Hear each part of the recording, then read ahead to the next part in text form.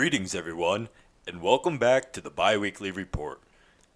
It has been a busy period for us lately, as we've published 6 brand spanking, amazingly illustrated new articles. And we've also have a new modeling video on the Opel Blitz, and a new gaming review about the hunk of junk that is Armor Contest. So yes, busy little bees, including under the hood. We've also been deviously working on a couple more projects to launch, and we'll tell you more about these at a later date, so stay tuned. For our archive section, we have a couple of excerpts from British Army staff reports on American attempts to create an M4 Sherman variant capable of wading through 20 feet over 6 meters of water, far more than the deep wading gear might have allowed. The reports talk about the difficulties with having to change the way the engine was cooled, and the fact that a single Sherman was built, dropped in 6 meters of water by a crane and came out just fine, although that was probably quite the experience for the crew. However, the American Army Ground Forces did not want the project to continue due to the large number of man-hours needed to convert the vehicles to be able to be submerged, as not only would the exhaust and air cooling need to be reworked, but the entire Sherman hull would have to be waterproofed, something that was certainly non-trivial and took over 300 man-hours. We'd like to thank Captain Nemo for sending us these excerpts. In the land of books, we'll have a look at Craig Moore's German Self-Propelled Artillery Guns of the Second World War that was recently published. As the name aptly explains, the book covers the construction, design, and use of German artillery SPGs. Starting from the completely overworked and wrongly named Bison to the humongous late war Guerilla 17 and 21, ticking off all the currently known built German vehicles of the type. The book is based on Mr. Moore's articles on Tank Encyclopedia, although it expands on them quite a bit, and covers a lot of interesting side topics, including how the guns were loaded, what each charge option could achieve, and why some of these vehicles were wrongly named. It is also accompanied by a lot of amazing illustrations by our very own David Bocolet, Tank Encyclopedia's main illustrator. The illustrations in the book are of better resolution than the ones you can see on our website. However, the book does suffer from some editorial mistakes, with some typos and mistakes sprouting up here and there, and the structure might be improved upon a bit. Still, it is an excellent book to get if you want to find out more about German artillery SPGs, and is an excellent companion to the Panzertrax book covering the same topic. This time, in our gaming segment, we're taking a look at the soon-to-be-released Steel Division 2, due out on the 2nd of May. This game focuses on the war in the East, with both the Soviet Union and Nazi Germany being represented. Set during Operation Bagration in 1944, the game has 3 main elements: a grand strategy-esque campaign map, an in-depth, real-time strategy component, and a deck-building system, and includes not just single-player and competitive multiplayer, but cooperative gameplay as well.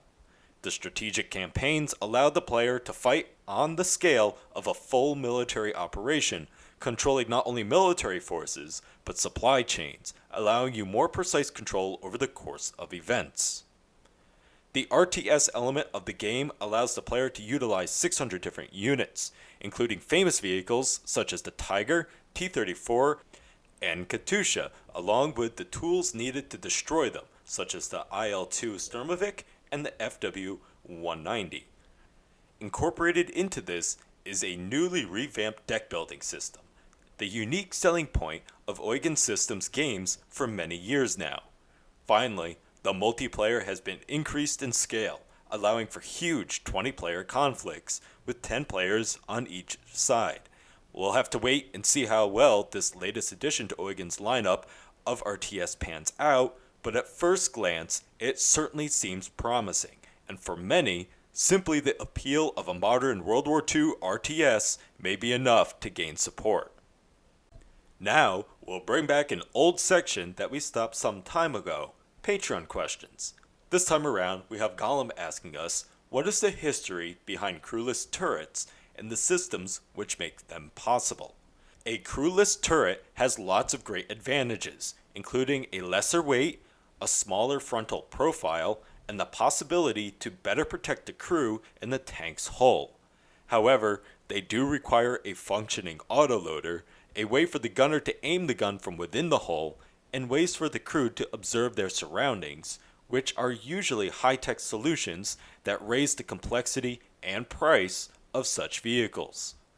Plus, they have the disadvantage that when something goes wrong with the gun, the turret, or the autoloader, the tank has to disengage, and the crew has to disembark in order to be able to solve it.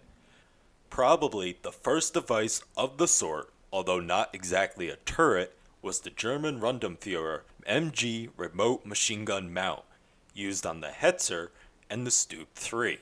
A proper tank unmanned turret was, however, far harder to achieve, and the first examples we could find was the Vulcan project from the School of Tank Technology in 1952, followed by the Americans with their pod tanks and the TS-10.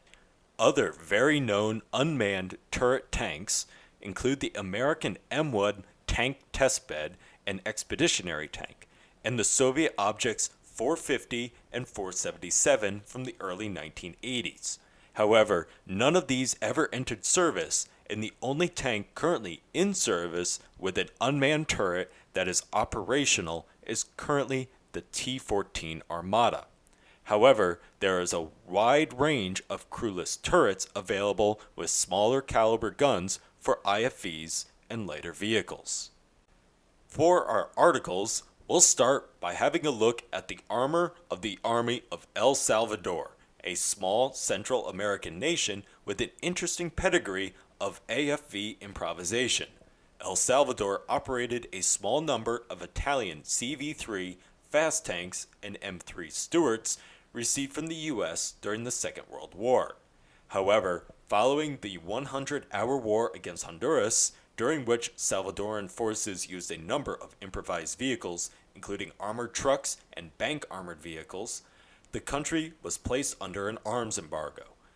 A civil war ensued due to the economic inequality and brutal repression, and the government forces turned to converting ever more vehicles in order to supplement the lack of proper AFVs. You can learn more about this in the excellent article written by Andrew Hills. The next vehicles we'll look at are Durenkov's armored tractors from the USSR. At the beginning of the 1930s, in the USSR, several global interrelated processes were going on, including the need to re-equip and reform the army, serious setbacks in the industrial field, and shortages of manpower. Thus, the Soviets came with the idea of equipping second and third line troops with armored tractors instead of proper tanks, and 3 vehicles were built to be tested: the D-10, D-11 tractor tanks, and the D-14 APC.